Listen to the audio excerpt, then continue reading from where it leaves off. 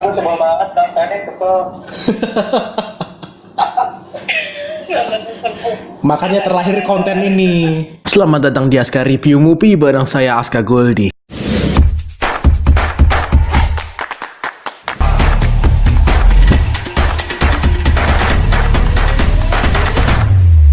Kali ini kita bakal ngomongin gibahin film apa ini? Warkop DKI Reborn 4. Brengsek lu, gua duluan. Aduh. Mana GTH aduh orang. Film terbaru dari Disney Plus. Film kelanjutan dari Warkop DKI Reborn yang ketiga tahun lalu rilis. Dan celakanya dilanjutkan lagi keempat. Film yang disutradarai oleh Rako Priyanto. Kita kasih gambarannya Warkop DKI Reborn yang ketiga itu dengan Yang lu aja keluar. dengan harga promosi waktu itu, dengan harga goceng dapat sasetan kopi, ya kan? Itu tuh nggak worth it. Dapat goceng apa juga? Dapat goceng dan dapat kopi. Iya. Mana itu 2.000 satu tiket. Iya, paling nggak 2.500 lah ya. Dengan harga 2.500 pun nggak worth it gitu. Dan kali ini dilanjutin lagi yang keempat. Oke. Ini usul siapa ini yang ngajakin untuk bahas Warkop DKI 4 ini ya? Itu naskahku yang majemut.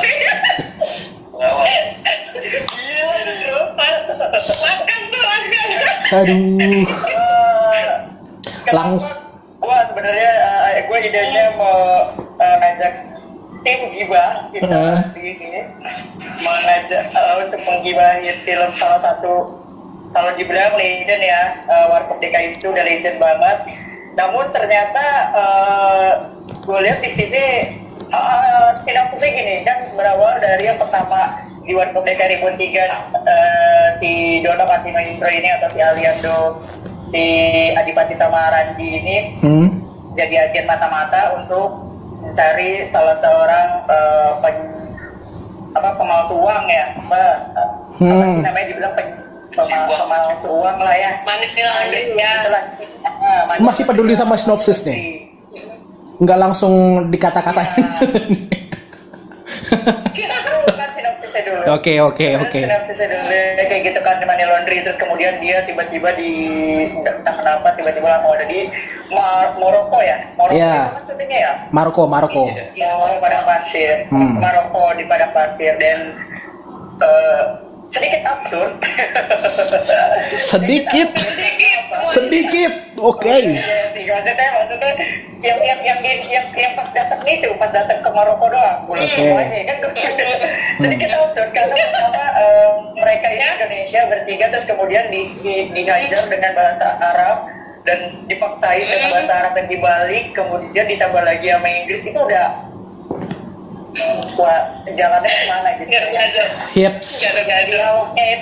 Dialognya itu akan berjalan apa enggak di situ, ternyata di situ enggak bisa. Dan kemudian di jalan ditambah lagi yang keempatnya yang saat ini ada di Disney Plus yang kita bisa nonton streaming gratis, makin parah. Oke. Nggak gratis ya, bulan. Makin parah dengan alur yang sangat berantakan dan komedi yang sangat kering banget. Absurd sekali, saudara-saudara. Ini pertanyaan gue di sini cuma satu.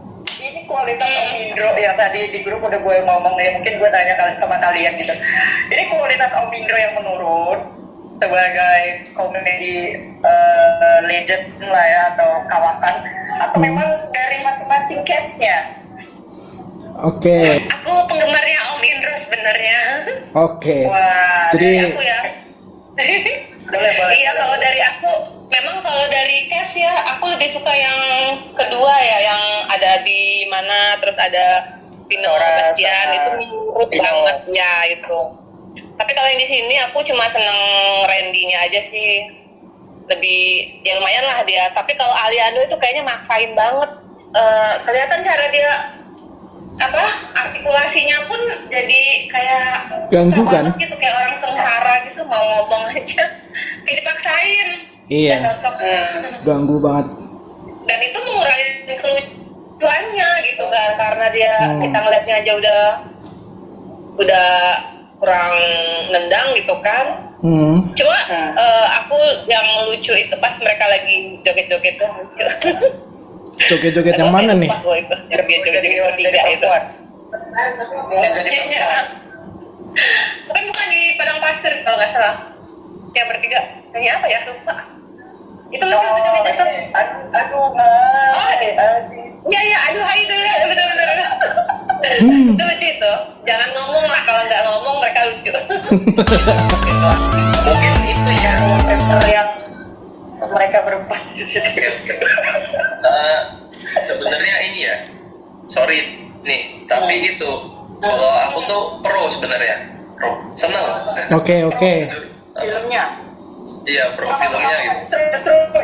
Justru ini kita enak gitu, ada pro ada kontra kan. Apa hal menarik? Gimana tuh pro-nya kenapa? Tuh soalnya kan apa ya, yang Warkop Reborn 1 sama 2 tuh jujur aku nggak terlalu suka. Soalnya emang apa ya, joke-nya tuh recycle dari Warkop DKI yang asli gitu. Oke. Dan Warkop DKI Reborn yang 3 sama 4 itu apa ya, ya kan ditambahin plot soal apa sih, soal cuci uang di industri film. Nah, selain joke yang apa ya, joke dari Warkopnya sendiri, ada tambahan itu joke soal industri film kita gitu. Terus gitu yang waktu pas politik itu ya. Itu kan apa ya, Ada kemajuan ya. referensinya banyak banget itu. Isu yang diangkat lebih kekinian lah ya. Lebih relevan gitu. Tapi itu jujur kalau apa namanya ya, Warkop DKI Reborn-nya 4 ini emang kerasa apa ya, kerasa keteteran kalau dibanding yang ketiga. Soalnya ya itu kayak udah kehabisan amunisi buat ngejok apa. Terus plotnya terasa apa sih, terasa panjang banget. Itu kan padahal sebenarnya ya apa ya, ya kayak part 2 kan gitu. Ya jatuhnya ya kayak kayak Warkop DKI Reborn yang apa namanya, Vino Tora Abimana itu. Iya. Harus Yang nonton peri dua sama kan. bareng. Durasinya kesannya kepanjangan gitu loh. Sebenarnya kan satu film tapi kayak dipartisi jadi 2 gitu. Part 1 sama 2, 3 sama 4 itu kan kayak sebenarnya 2 film yang dibelah-belah jadi 4 part gitu loh. Iya, dibelah jadi 4 bagian. Dengan konteksnya Tapi mungkin sebenarnya apa ya? Sebenarnya keresahan ke Falcon sih. Ini kenapa film-film mereka tuh harus dipisah jadi 2 gitu. Sebenarnya sama aja. Iya. Kenapa harus bersambung gitu ya? duit.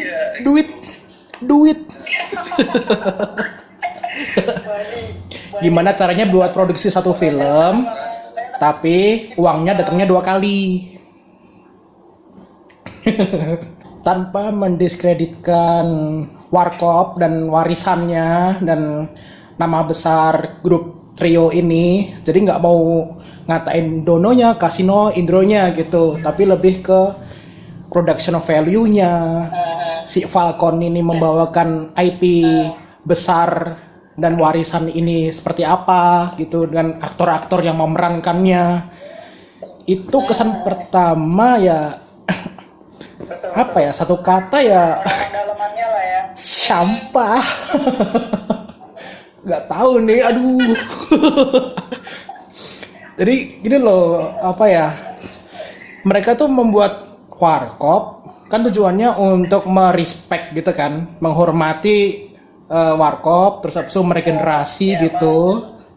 Cuman kita yang mengalami 2 generasi yang ngajak nostalgia, ngajak kita nostalgia juga gitu. Iya, jadi yang kita menikmati versi original, terus habis itu yang kedua kayak kesannya kok nggak menghargai konteks originalnya ya gitu. Dengan konteksnya, dengan isinya, dengan plot ceritanya yang amburadul banget sih. Dari plotnya itu berantakan gitu kan. Durasinya kelamaan. Yang ketiga itu kan sebenarnya plotnya udah kemana-mana kan. udah ngelantur kemana-mana gitu. Jadi muter-muter gitu. Udah Demi- acak-acakan, tiba-tiba udah ini, tiba-tiba udah ini. Nah. Iya. Lompat-lompatan juga nggak jelas. Demi dapat kayak Sekarang. semacam callback ke film-film lamanya gitu. Oh ini relate kayak si Casino yang ngata-ngatain banyak diksi-diksi apa ya kata melatot nenek itu kan selalu ada tuh kayak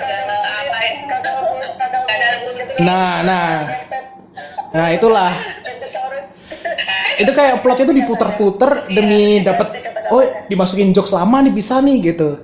Tapi tuh tujuan si 3 karakter utama untuk goalnya itu mau apa gitu kan. Ketika udah bulat, kita pikir yang keempat ini oke nih konklusi nih.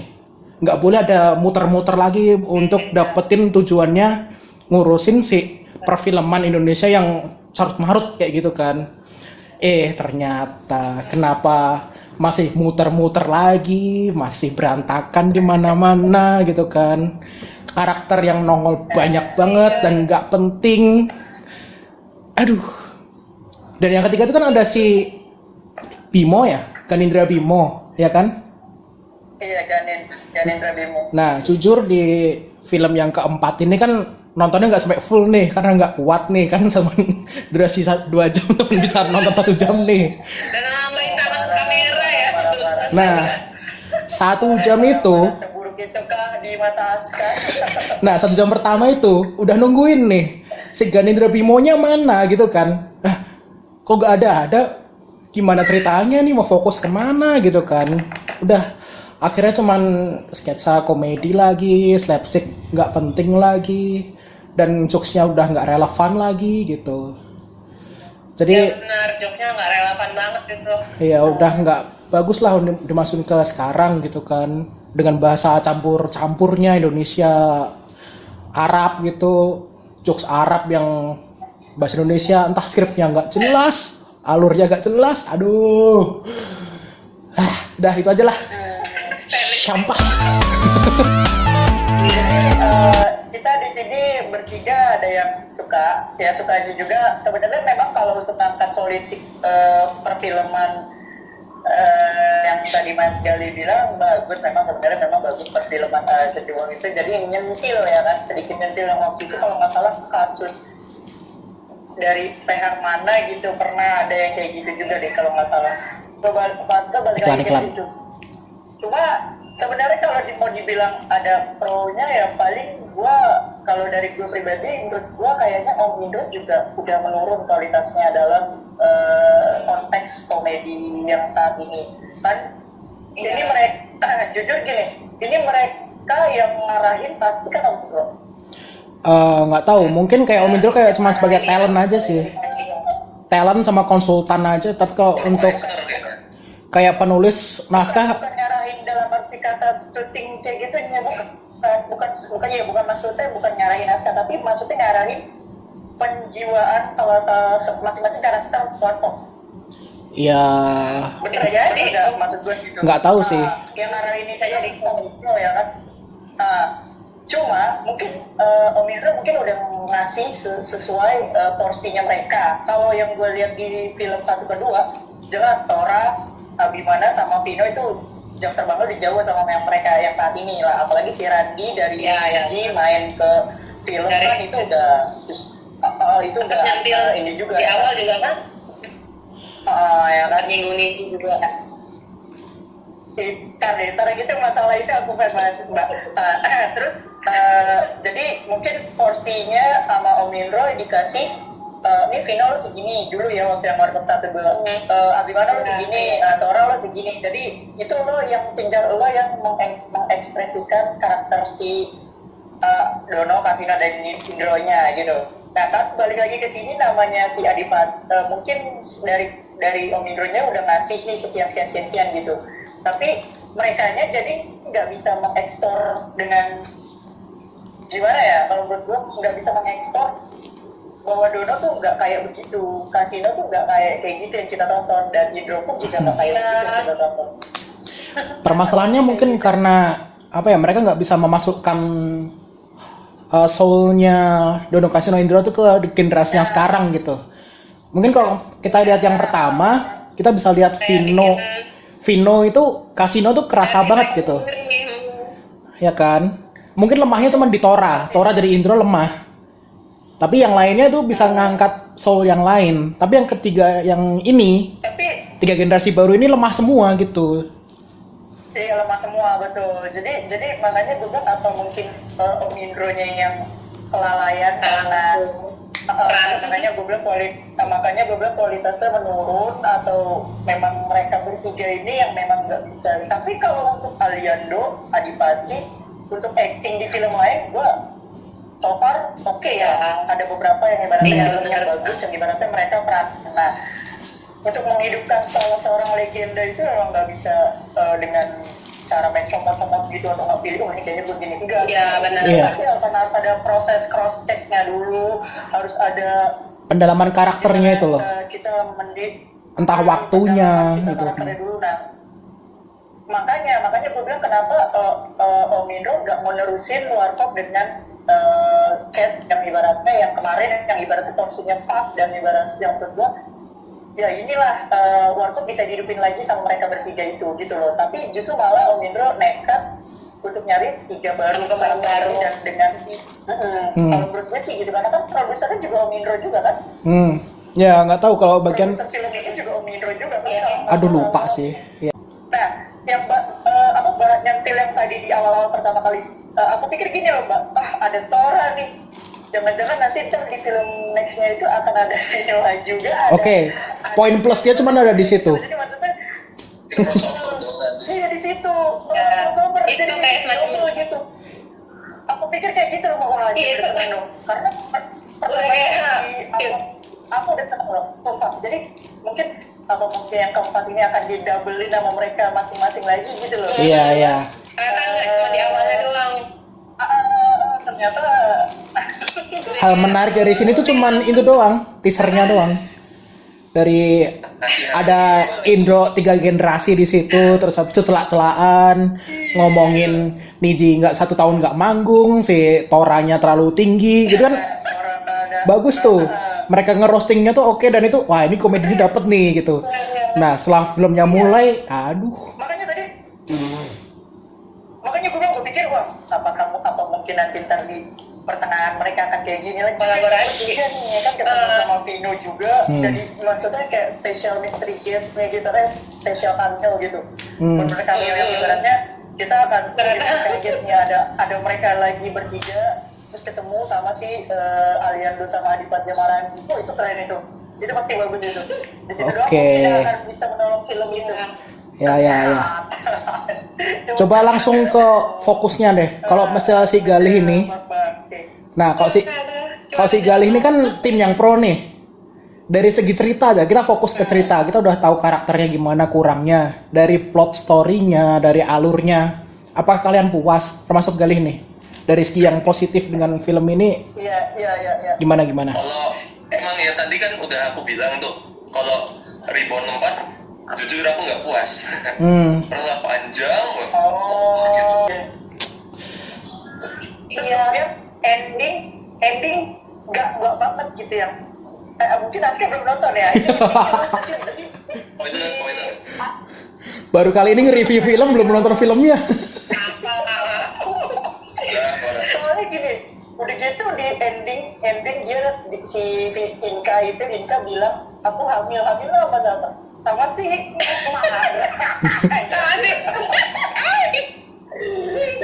Tapi Bimonya nongol nggak? Si Bimo itu nongol lagi nggak? terus sama Dipanggil polisi.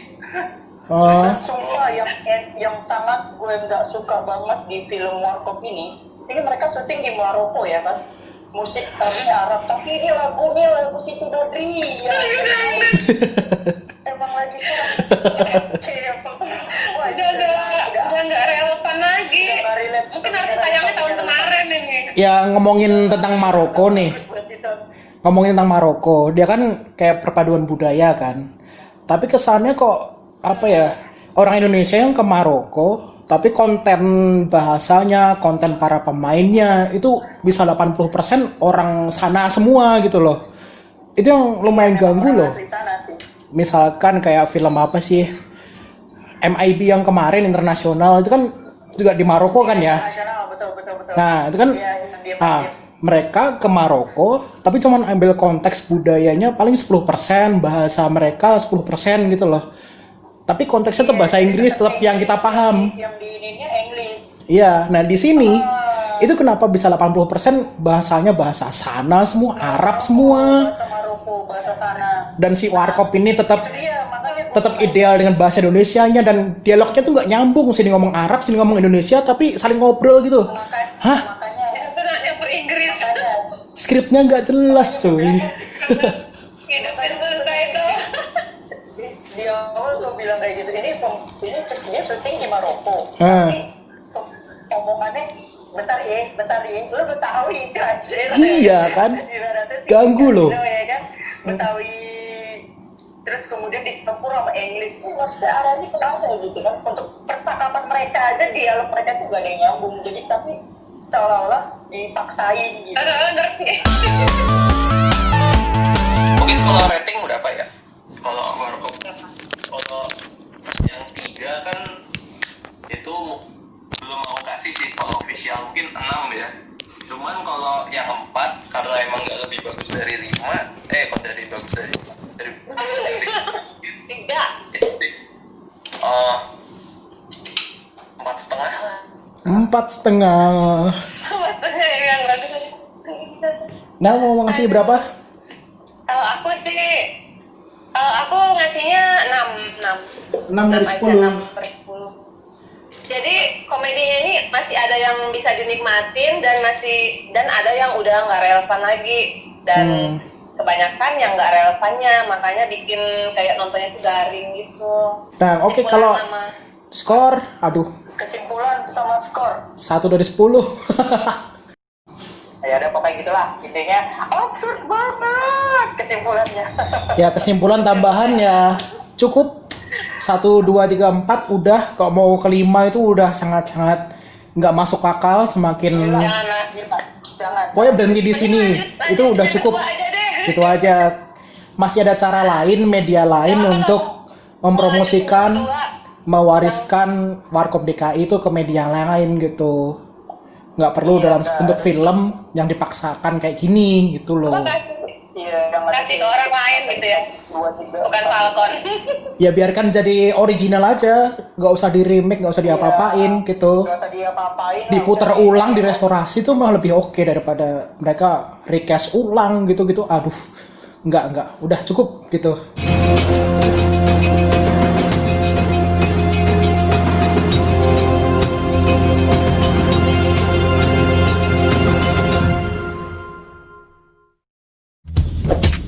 Terima kasih semuanya udah nonton. Jangan lupa like, comment, share, dan subscribe. Jangan lupa follow Instagram dan Twitter. Sampai jumpa di episode selanjutnya. Saya Aska Goldi. Pamit.